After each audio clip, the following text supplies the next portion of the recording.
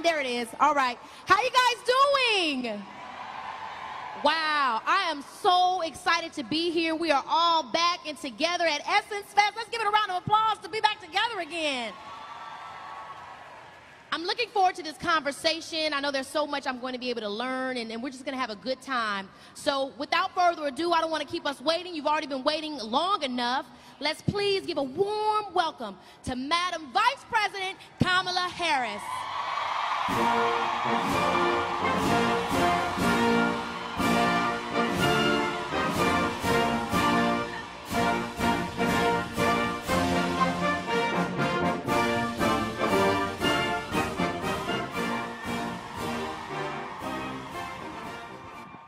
Wow. I mean, so you guys, I really got lucky. I got the opportunity to sit with the Madam VP. Yes! Love you. I got an opportunity when I did Lightyear. Madam Vice President held a big event at her home where children got to come and watch and play and also meet astronauts from NASA. We got to talk about all the great things that you're doing with NASA.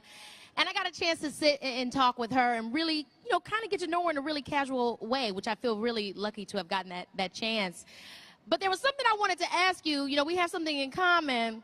I didn't get to say it then, but, you know, I've been memed a couple of times, but you are part of my favorite meme with, "We did it, Joe." And so I have to ask you, obviously, the excitement of the election hitting you in that moment, what were you thinking when you saw how that just went so viral?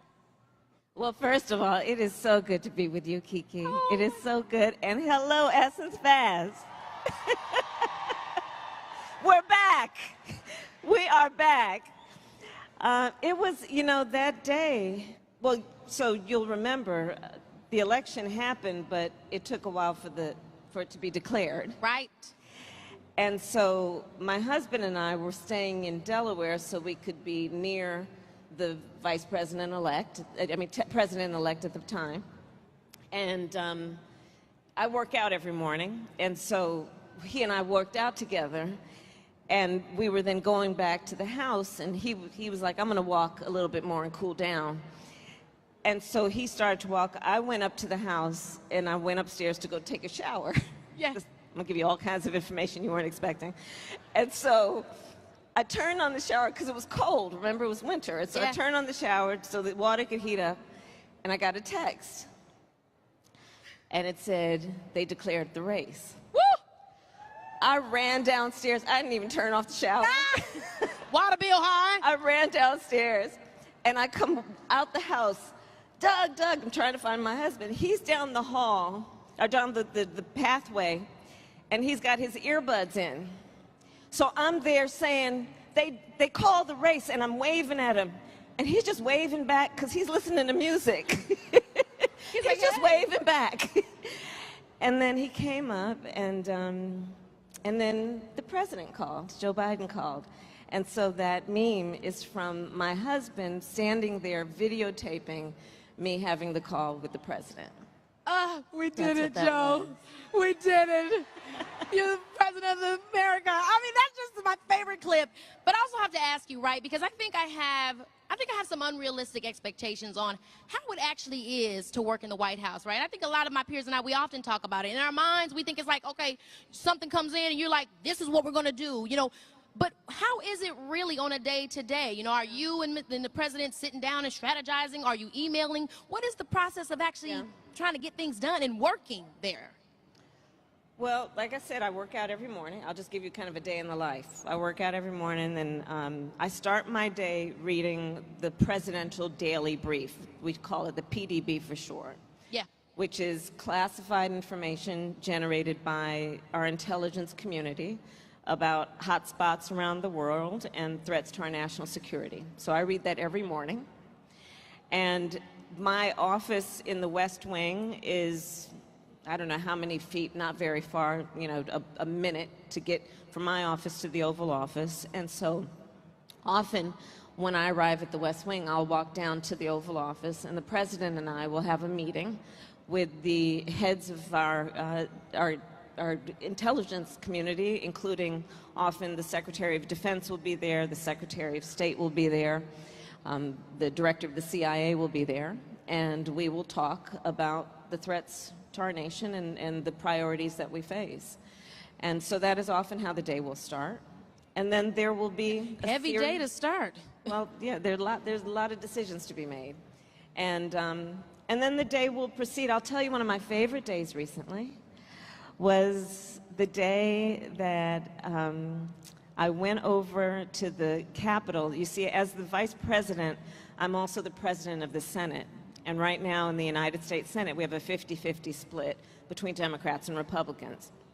So it is often the case that I go to break the tie. So I'll go up to the Capitol. But this day I went up to the Capitol because there was a vote occurring on who would be the next justice on the United States Supreme Court. We know. And oh my, what a, you know, and I was very, very actively involved in that process of choosing her. And so I went to the Senate so I could preside when she was then voted on to be the next Supreme Court Justice. Yes. And of course I am talking about Ketanji Brown Jackson. Woo! Justice Ketanji Brown Jackson. Oh my gosh. And it was so special, Keke, because, you know, I got there and then it was taking a while for the vote to happen. And then two of my friends and colleagues when I was in the Senate, Raphael Warnock, Senator Warnock from Georgia. Let's get him reelected, please. And Senator Cory Booker from New Jersey. And so the two of them walked up when I was in the chair, because there was a pause. And I had just finished on my stationery writing a note to my goddaughter, Helena, who's actually here with me today, to talk to her about, as a 17-year-old young black woman, what this day would mean for her in her life. And I wrote her a note, and I had some extra stationery. And so when the two of them came up, I said, well, y'all need to write a note to somebody too. So I handed them my stationery, and then each of them also wrote a note to someone in their life about the meaning, the historic meaning of that day. I don't know if everybody, experiences like that, but it's awesome to hear you talk about it, not just in a logistical sense, but also an emotional sense, because I think it's important that we know that it's human, to humanize the people that are working in government, and to know that, at least with you, Madam VP, that there's heart going into it as well. Speaking about the Senate and things you've done, one of the most important jobs you did in the Senate was holding Trump officials and nominees accountable as a member of the Judiciary Committee, But most notably, when now Justice Kavanaugh struggled to identify any laws that give the government power to make decisions about the male body, which brings me to what just happened last week, where he and 5 other justices voted to overturn Roe versus Wade. I mean, I know personally for me, that just seems ridiculous, and it really puts me in an apathetic space to feel like, well, if you can come back and change things that are already settled, what is going to happen next? So I have to ask you, where were you when you heard the news? And, I mean, what do we do now? How do you feel, This is a serious matter. Yeah.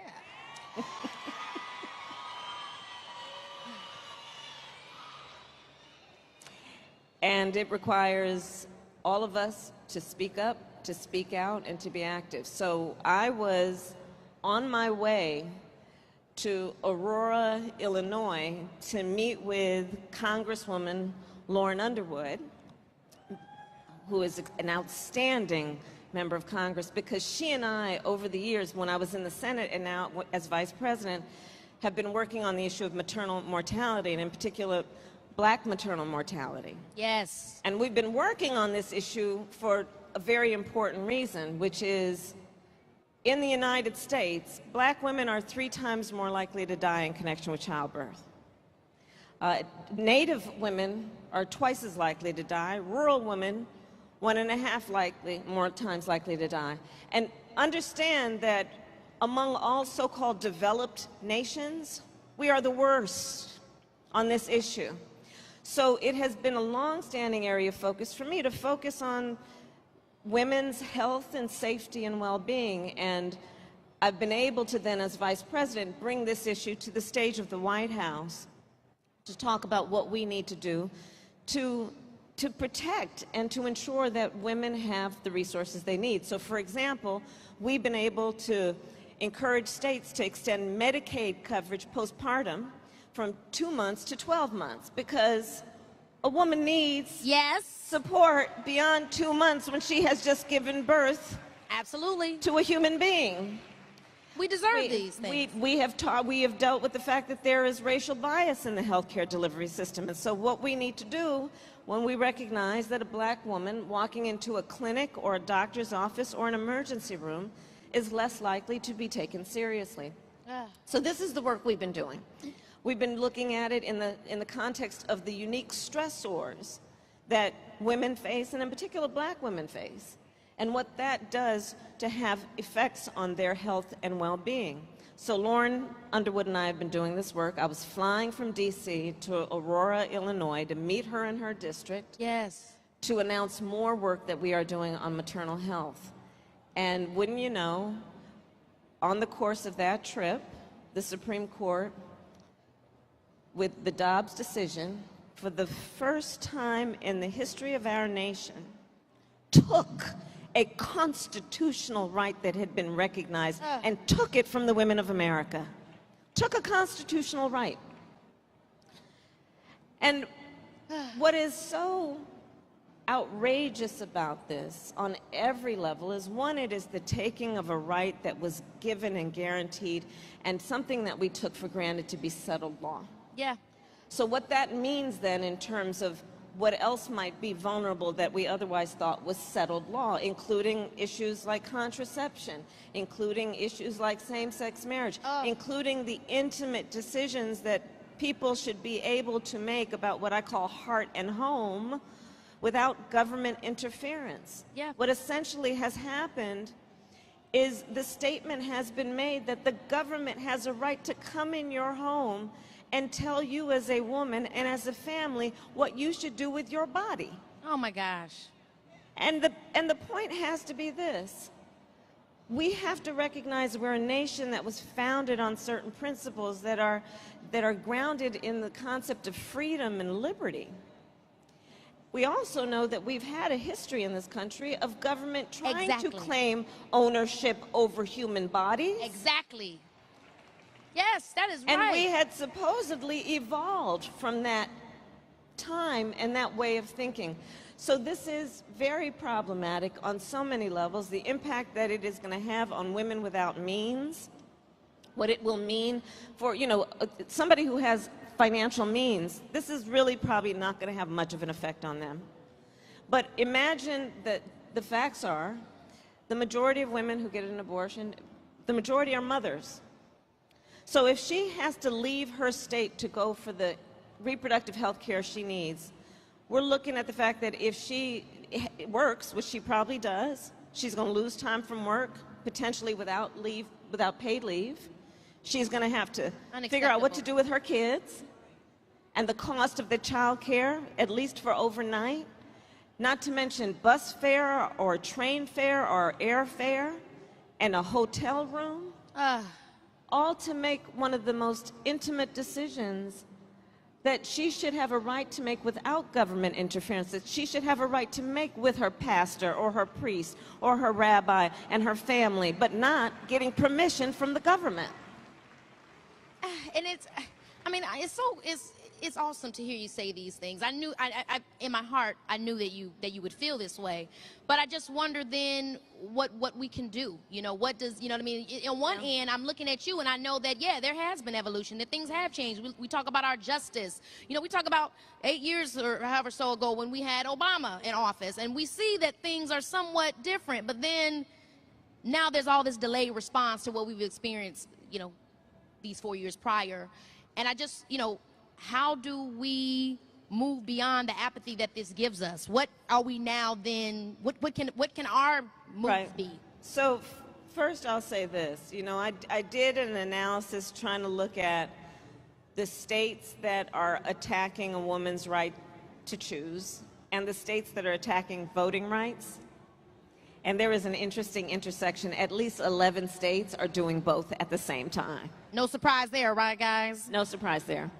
When we look at this issue, I think we have to, one, remember the words of Coretta Scott King, who I'll paraphrase, but she famously said, "The fight for civil rights, which is the fight for freedom, the fight for liberty, the fight for justice, the fight for civil rights must be fought and won with each generation." And when she said that, I think we know that, one, she was saying that the very nature of these fights is that whatever we gain, they will not necessarily be permanent. Therein lies the strength when we achieve the rights, with the fragility of those rights, meaning if we are not vigilant to secure and to fight for them, we can't take it for granted. So there is that piece of it, but I think the second point she was making is, because it is the nature of it that you have to be vigilant, don't be overwhelmed. Right. Don't be overwhelmed to the point that we are disheartened and we think that we can't do anything about it. It's the nature of it that these gains will not be permanent. Great. So we must be vigilant, and we must remember we are always going to have to fight to maintain these rights. And it's such a good point, because I think we do get caught up in thinking, when there are great feats that have been accomplished, that, oh, now it's done, or, you know, we're surprised when it happens again. But when I look at the generations before me and what they had to deal with, I mean, even when we go back to slavery, if they found a way to keep moving, I better find a way to keep moving. You know what I'm saying? Because, I mean, hey, I don't know what it's like to be in a field. That's right. You know what I'm saying? I want to go quickly to, you mentioned some of the things you've been doing, and we were talking about all the things that the administration has accomplished when we were, you know, back when we were at your home in D.C. Yeah. You mentioned some great things about removing lead pipes also, which is a huge issue. You touched on a lot of things, but I just want to take a moment to speak to you guys about some of the things that specifically have been done. The executive order to promote access to voter registration and voting, where President Biden directed government resources to provide information about elections and increase access to voter registration opportunities, protecting Black Americans' access to housing by combating housing discrimination, where President Biden directed the administration to address racial discrimination in the housing market, reducing oh, go ahead. Yes. Let me add to that. So on the housing piece, it includes this piece. What we know is that for generations, housing appraisers, the people who come in and tell you the value of your house, we have been tracking the racial bias in those assessments, such that we have examples of a Black family getting an appraisal that was far lower than they knew the value of their house was. So then they have friends who are a white family and would have the white family come in and put up their family pictures and then get the house appraised, and it appraised for much higher. Right? So we're dealing with that too, which is a long-standing issue in terms of what needs to be reformed around just the appraisal system, much less what we need to do to make housing affordable and available to more families. Yeah, and that's just some of the things. I mean, from reducing college costs, where you guys increase the maximum Pell Grant Award, $400. I mean, there's so many things here, you guys, that I could go on about. If you are interested in seeing everything that the administration has done up to date, you can go to whitehouse.gov. But I want to say this to you too, Madam VP, because I know you see people are always, you know, in your position, it's a hard job. You know, as many things as you get done, there's so many other things that people are saying you need to do, you need to do. You know, and there's a quote that I've always loved from Mother Teresa, where she says, there can be no great things done, only small things with great love, right? Because there's always going to be something. Yeah. So I want to ask you, how in your position do you approach A, that reality, and B, knowing what task to start on first with so much to deal with? Well, one, we got to multitask, right? Yeah. Women are good at that. And we are good at that. None of us would be sitting here if we didn't figure that out at some point, right? So we have to multitask, but we have to look at, you know, what are the most critical issues, right? So for example, for me and for the president, one of the biggest issues that has been treated as maybe a small issue is anything that affects children. I think, you know, sometimes in public policy, I think folks think because they're small people, it's a small issue. No. If you impact in a positive way the needs of a child, the entire community benefits for generations. And so we have been looking at what we need to do, for example, at also supporting children in the context of the family they are being raised, right? So that grandmother or that auntie or that mother or that father. So what we have done, for example, is we have instituted a tax cut for child care expenses like medication and school supplies, $8,000 a year, tax cut. Wow. Now, one Republican voted for it. We have extended the child tax credit, and in so doing, in the first year, reduced black child poverty by almost 40%. Cannot get a Republican to help us extend it beyond. But these are some of the things that we have been doing, understanding the generational impact. Not to mention the work that we need to do that is about foreign policy. I have met with, I don't know, probably at least two dozen foreign leaders, prime ministers, presidents. I just recently convened the Caribbean prime ministers and presidents around what we should do as the United States, seeing them as our neighbors in the Western Hemisphere and giving appropriate support there. And so we have to multitask, looking at what we need to do domestically, what we need to do to bring down the cost of gas, right? Right? I seen a meme the other day that said, me Googling online how to make gas at home, okay? Ooh, don't do that. Don't do that. Please don't do that. Hilarious. But it's true. I mean, there's so many things, but you guys have been working, and I know some of the stuff is going to be a layover effect, right? Just like we're seeing layover effect from the last administration, a lot of the things you guys are doing now are going to be immediate, but some things we're going to see as time goes, and we appreciate you for putting that work in. I want to take it back to something that we talked about also in D.C., where, you know, I knew that you were from the Bay, but what was interesting to learn was that you grew up around a lot of civil rights leaders because your parents' involvement with the civil rights movement. Yeah. And I want to ask you because, like I was saying earlier, you know, in the millennial generation, we've just seen so many people lie to us. We've seen so many things unfortunate happen, like Roe versus Wade being overturned, and we take it very personally, where it does tend to bring on this apathy. But when I do think back to the generations before me, I think about the civil rights movement, I'm like, wow. They were up against a lot of even more daunting realities, maybe even the ones that we're facing now. Not to compare, but like you said, there's always a lot going on. Yeah. So you being around those kinds of people, what were some of the ways that they were able to reinvigorate themselves? Or even more so, how did they mobilize, right? Because I don't want to be that person that just looks at my government and says, oh, what are you doing? Yes, there's accountability that needs to be had, but I want accountability for myself as well. I want to know what I can do. You know what I'm saying? What can I do to get out there and encourage my peers, encourage myself, and make sure that I'm being an active member in my society?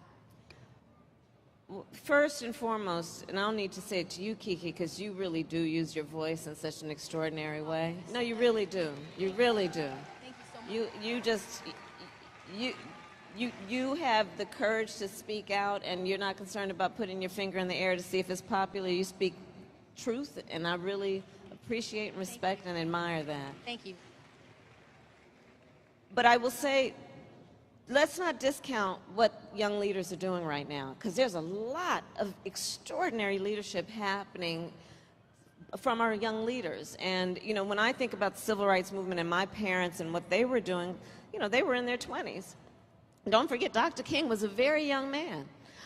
So we have a history of these movements being fueled by students, by young leaders, and you could look at anything from who was taking to the street articulating with Black Lives Matter, to who has been now out there marching on choice, who is out there leading on so many of the issues that are about the climate crisis that is pounding on the door for attention and swift response. So I see a lot of leadership happening among younger leaders. But here's what I would encourage folks to do who want to be more active. First of all, use your voice to talk to the people in your life, your family members, your neighbors, the people you work with, about how issues are impacting you. Talk about how you know that if you were born like my goddaughter who's here in 2004, well, the world has put in dates around 2030 that we need to reduce greenhouse gas emissions, or we are looking at an inflection point. And so what that will mean for you and for your children and your grandchildren, speak that in a way that people understand that you have an immediate investment in the outcome of the issue. Similar when we're talking about what's happening in terms of the work that we're doing on something like maternal mortality, similar to what we're talking about in terms of voting, where they are taking the rights of people to be able to express their voice in a democracy through their vote. Speak about that in a way that you can energize the people in your life to understand that when elections come up, I know Keke, and she has passionately told me how this concerns her and how my vote could impact the outcome of this decision. Thank you so much for that. And I'm just, I could literally sit here and talk to you all day long. I just want to say thank you to you so much, in that for me personally, I want to be able to figure out all the ways I continue to be involved and get better and be more active. You know, I'm 28, but I wish I thought I would know more by then. My parents were having 4 kids by now, and I don't know how they got around to it. So if there's anything that I myself can do, or anywhere that I can go, a website, or just any place, or anyone out there, please let us know. Well, I will, and I think what I'd encourage is, for example, I know that you have a variety of interests, choice being one of them. Yeah. So there are a number of organizations that are working on that issue, and then figure out how you can volunteer there, how you can be an advocate, because the advocacy, the marching, the shouting is what brings about a lot of what has happened in terms of people being vocal about how the issue impacts them. But I'll tell you, there's something else that's equally important, and that is the power of coalition building. So, for example, I mentioned earlier that there are, in many of the states that are attacking a woman's right to choose, they're also attacking voting rights. Well, let's think about the fact that historically it's different communities that have worked on those issues, but we're all under the same roof. If it's about understanding how liberties are being attacked, how our democracy is being attacked. So let's work on the coalition also, which is bringing folks together, because there is power in those numbers, and there is power in knowing that the vast majority of us have so much more in common than what separates us. See, the people who are trying to attack our rights are trying to make people feel small and feel alone. And different. Because they want you to believe you don't have power and that you're out there by yourself. And so we're not going to let that happen. And one of the ways that we won't is to bring everyone together and remember that there is a community of people that is invested in this. So don't believe that I'm too small to start. Don't be afraid to collaborate with others, whether they look like me or not. As long as we believe in the same things, we can get to the common goal. And know that, hey, age is but a number, and we can all work together. Okay, I want to ask you this final question, and it's going to be maybe a question about a conversation you would have with your younger self that maybe didn't know, or maybe did know, and have these dreams of one day being the vice president. What would you say to prepare yourself for this role? Well, first of all, don't hear no. Don't hear it can't be done. Don't hear nobody like you has done this before. I like to say I eat no for breakfast. I love when you say that. I love when you say that. Surround yourself with a community of people. It doesn't have to be a big group, who love you and who will cheer you on and who will sometimes push you out the door to go and do. Those people who love you and you trust enough that when you fall down, they'll be there to laugh with you because you fell, but to help pick you up and keep you going. So choose, especially to the young leaders, I'd say, but to all of us of every generation, choose who is in your life based on loving yourself and requiring that from other people. It's so important. And so that's one thing. I would say the other thing is that to really know that you have so much to bring, and you have to look inward, you know, and also have faith. You know, have faith, and have faith in whatever it is you believe in, that you were destined to do great things, even when the obstacles are there. But to believe in yourself and to have faith in yourself, that's so important. And then finally, just to remember you're not alone. I mean, so many of us have had the experience of walking into a room where we're the only one who looks like us, or has had our life experience. And so to you, I would say, when you walk in these rooms, remember this room for a minute. Remember this room. And remember when you walk into those rooms, that we're walking into that room with you. We are all in that room with you. And we are applauding you. And we are expecting you will carry our voice into that room. And we are applauding you, and we are with you every step of the way. So shoulders back, chin up. And just be yourself, be your marvelous self. Oh, yes. Just be yourself. Oh, Madam Vice President, I just thank you so much. I'm so grateful to have gotten the opportunity to see you up close in this way and see you speaking. And people just stand for you. It's an inspiration. You truly are. And thank you for your time. Thank you for being here. So good to and thank you guys for being a part of the conversation as well. And Essence, obviously. Take care, guys. Bye-bye.